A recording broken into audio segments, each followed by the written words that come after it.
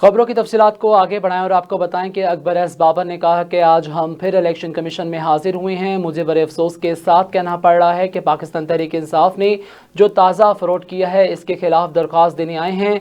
हमें उम्मीद थी कि ये पार्टी अपने वर्करों को इनका हक देगी। जो पार्टी इलेक्शन में धांधली का रोना रोते हैं वो अपने वर्कर्स को भी हक देती तो इनका मैंडेट तस्लीम किया जाता।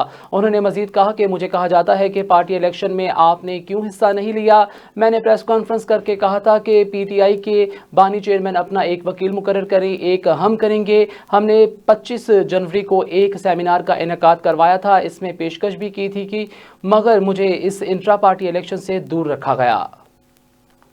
क्या ये मुतालबा करने की जुर्रत रखते हैं जो अपने मुल्क के बारे में इंतशार फैलाने से नहीं बाज आते?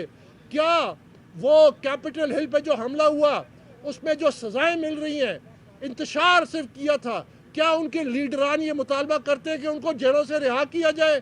जिनको 18 साल 14 साल 12 साल कैद सिर्फ कैपिटल हिल में घुसने के लिए उन पर इल्ज़ाम था।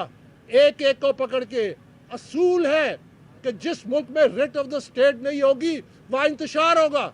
इन्होंने कौम को तफरीक में डाला है, इन्होंने कौम को इंतशार में डाला है, इन्होंने घरों में तकसीम पैदा की है। हमने इसका तदराक करना है और एक ही तरीका है कि कानून को लागू करें।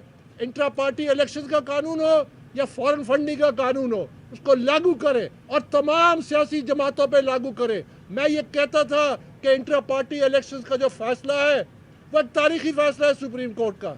बजाय इसके कि हमारे सो कॉल्ड दानिश्वर और ये आर्म चेयर इंटेलेक्चुअल्स और ये जो टीवी पे आके लोगों को गुमराह करते हैं, बजाय इसके कि वो उस पर तनकीद करते और ऑनरेबल चीफ जस्टिस की तस्दीक करते जिस अंदाज में की गई, वो अगर ये डिमांड करते कि ये कानून तमाम जमातों पे लागू करें, या इंट्रा पार्टी इलेक्शंस वाहिद जरिया है क्रेडिबल लीडरशिप के ऊपर आने का, तो बात